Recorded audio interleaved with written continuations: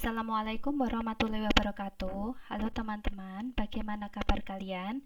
Semoga teman-teman dalam keadaan sehat dan bisa bersemangat untuk belajar matematika. Nah, untuk hari ini kita akan menginjak bab baru ya. Jadi bab terbaru kita adalah persamaan kuadrat. Nah, khusus hari ini kita hanya akan belajar mengenai konsep dari persamaan kuadrat. Silakan teman-teman bisa menyimak video ini hingga tuntas.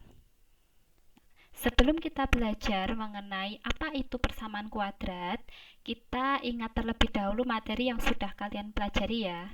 Coba, masih ingat apa itu PLSV atau persamaan linear satu variabel? Jadi ini adalah materi di kelas 7. Nah, jika tidak ingat, Miss Nini ingatkan ya. Jadi PLSV adalah kalimat terbuka yang memuat satu variabel berpangkat tinggi 1 dan dihubungkan dengan tanda sama dengan. Nah, menurut kalian bentuk berikut merupakan PLSV atau bukan? Kita cek ya. 2x ditambah 1 sama dengan 4. Nah, ini merupakan PLSV. Kenapa demikian? Karena di sini persamaan ini memiliki satu variabel yaitu x dan pangkat tertingginya adalah 1. Nah, kemudian di sini ada sama dengan. Jadi memuat satu variabel yaitu x dan berpangkat 1 kemudian dihubungkan dengan tanda sama dengan. Maka ini dinamakan persamaan linear satu variabel. Lalu bagaimana dengan ini? Kita cek ya, ternyata bukan. Kenapa? Di sini ada tanda bukan sama dengan atau lebih dari. Meskipun kita tahu kalau di sini variabelnya 1 ya dan dia berpangkat tinggi 1, tapi kan di sini dihubungkan dengan tanda lebih dari, maka bukan merupakan persamaan linear satu variabel. Lalu bagaimana dengan ini? 4x kuadrat ditambah 8 sama dengan 12.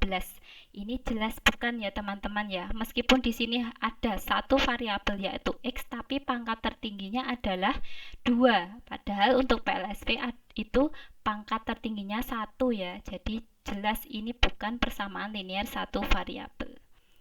Oke, kita ingat lagi tentang apa itu fungsi atau pemetaan. Nah, jadi kalau pemetaan atau fungsi itu adalah relasi yang memasangkan setiap anggota daerah asal tepat satu ke himpunan daerah kawan. Nah, kita bisa lihat dari diagram panah ini ya. Jadi setiap anggota di daerah asal ini punya satu pasangan ya. Jadi 2 ini hanya punya satu pasangan, 3 ini juga hanya punya satu pasangan, dan 4 ini juga hanya punya satu pasangan. Ini adalah fungsi dari A ke B di mana fx sama dengan 2x kurangi 2. Itu ya. Jadi seperti ini untuk fungsi atau pemetaan. Nah, sekarang bagaimana cara menghitung nilai fungsi? Untuk menghitung nilai fungsi dapat dilakukan dengan cara mensubstitusikan nilai ke dalam fungsi fx. Nah, contohnya begini, diketahui fungsi f dari x ke 2x dikurangi 2. Tentukan nilai fungsi dari x sama dengan 3 dan x sama dengan negatif 4. Misalkan ini mesti sajikan dalam bentuk diagram panah ya, seperti ini ya. Nah, ini adalah fungsi 2x kurangi 2. Kita cari dulu untuk x sama dengan 3 ya, kira-kira nilai fungsinya berapa? Ya sudah, kalian substitusikan saja ke fungsinya tadi, ke fungsi fx. Nah, fx sama dengan 2x dikurangi 2. Nah, di sini yang diminta adalah x sama dengan 3, berarti f3. Otomatis x-nya kita ganti dengan 3 ya. Jadi di sini 2 dikali x-nya ganti 3 dikurangi 2. Selanjutnya kita kerjakan ke bawah, F3 sama dengan, nah ini kita kerjakan yang perkalian dulu, 2 kali 3 itu 6, berarti 6 dikurangi 2, berarti kita dapatkan F3 atau fungsi fx untuk x sama dengan 3 adalah 4. Jadi nilai fungsi untuk x sama dengan 3 adalah 4. Oke, kita lanjut saja ke ini x sama dengan negatif 4. Nah, untuk x sama dengan negatif 4 juga sama ya caranya ya, tinggal kita mensubstitusikan saja x-nya diganti negatif 4. Jadi fx sama dengan 2x dikurangi 2. Otomatis untuk f negatif 4, x-nya kita ganti negatif 4. Jadi kita tinggal masukkan saja ke fungsi fx-nya. Sehingga 2 dikali x-nya ganti negatif 4. Berarti 2 kali negatif 4 dikurangi 2. Jadi kita kerjakan ke bawah ya. Berarti f negatif 4 sama dengan kita kerjakan yang di dalam kurung. 2 dikali negatif 4 adalah negatif 8 ya. Jadi silahkan diingat kembali terkait perkalian bilangan bulat. Berarti negatif 8 dikurangi 2. Negatif 8 dikurangi 2 berapa? Hutang 8, hutang lagi 2. Berarti f negatif 4 itu negatif 10. Jadi nilai fungsi untuk x sama dengan negatif 4 adalah negatif 10. Gitu ya. Jadi tinggal kita masukkan saja nilai x ke dalam fungsinya. Oke, langsung saja.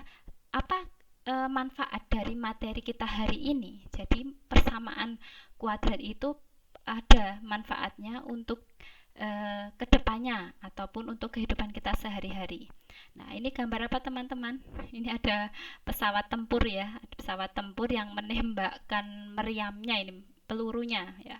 Jadi ini untuk persamaan kuadrat itu digunakan ketika tentara ingin memprediksi di mana peluru artileri menghantam bumi atau target ketika ditembakkan dari meriam. Jadi mereka ini juga harus paham apa itu persamaan kuadrat.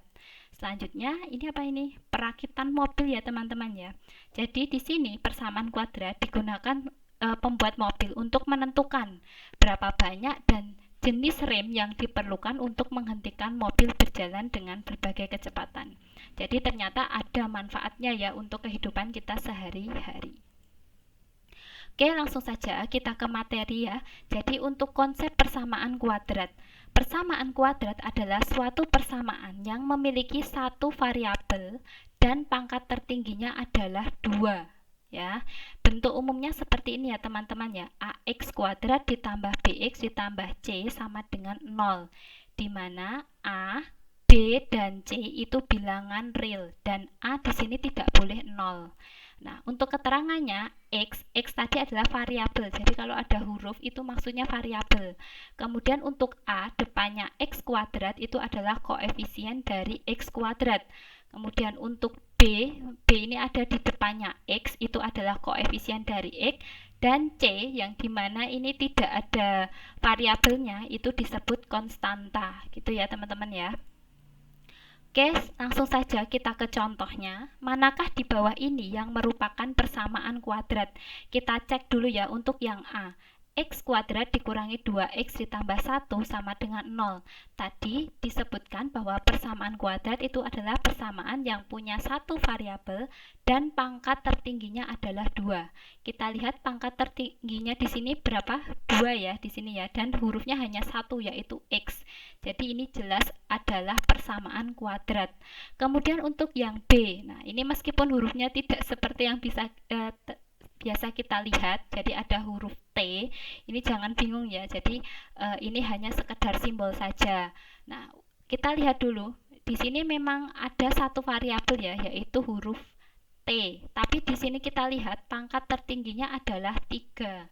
Nah, ini jelas bukan persamaan kuadrat gitu ya, karena persamaan dengan pangkat tertingginya itu bukan 2 tapi 3. Kemudian untuk yang C ini perhatikan ya, di sini memang memuat satu variabel ya, yaitu M, tetapi pangkat tertingginya 1. Jadi di sini bukan persamaan kuadrat ya, karena di sini pangkat tertingginya bukan 2. Kemudian untuk yang D kita lihat, nah ini memang pangkat tertingginya adalah 2 ya teman-teman ya, tapi variabelnya ada berapa itu? Ada 3, ada P, ada H, ada R. Jadi di sini juga bukan persamaan kuadrat ya, karena ternyata memuat 3 variabel. Kemudian untuk yang E, 2M kuadrat dikurangi 3M ditambah 8 sama dengan 0. Ini jelas persamaan dan kita lihat variabelnya ada berapa ini?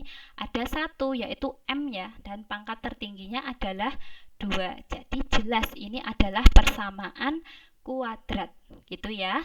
Oke, kita lanjut.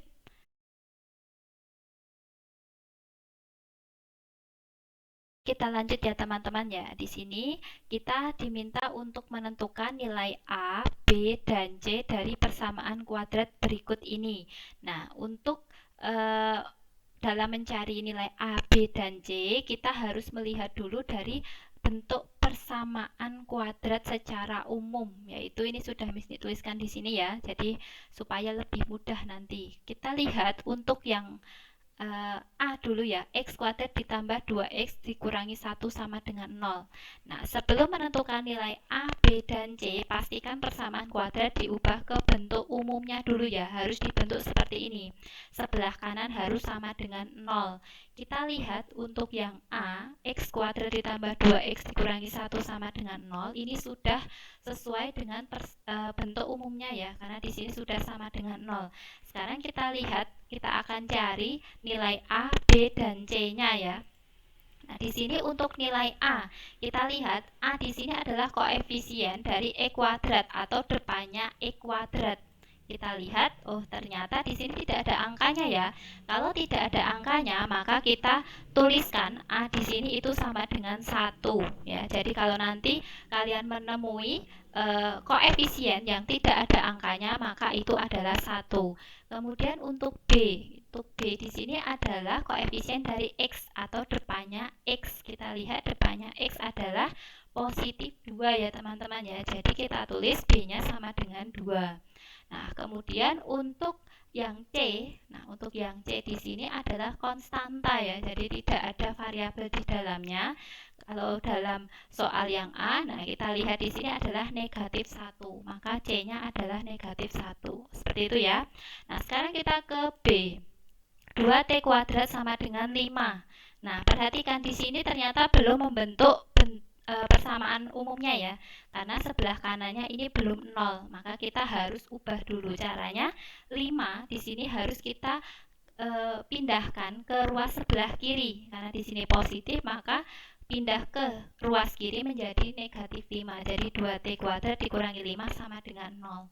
Nah, apakah ini sudah sesuai dengan persamaan kuadrat bentuk umum? Ya, ini sudah ya, karena di sini sudah ruas kanannya sama dengan 0. Sekarang kita cek nilai A-nya. Nilai A adalah koefisien dari pangkat tertinggi yang 2, berarti yang ini ya, 2. Nah, depannya 2, jadi A sama dengan 2. Untuk yang B ini adalah untuk variabel yang pangkat tertingginya 1. Ternyata di sini tidak ada ya teman-teman ya, jadi B-nya adalah 0. Nah, sekarang untuk C. Nah, untuk C adalah konstanta. Konstantanya di sini adalah negatif 5. Gitu ya. Nah, sekarang untuk akar dari persamaan kuadrat. Jadi di sini akar dari persamaan kuadrat itu adalah nilai yang menyebabkan ruas kiri persamaan kuadrat bernilai 0.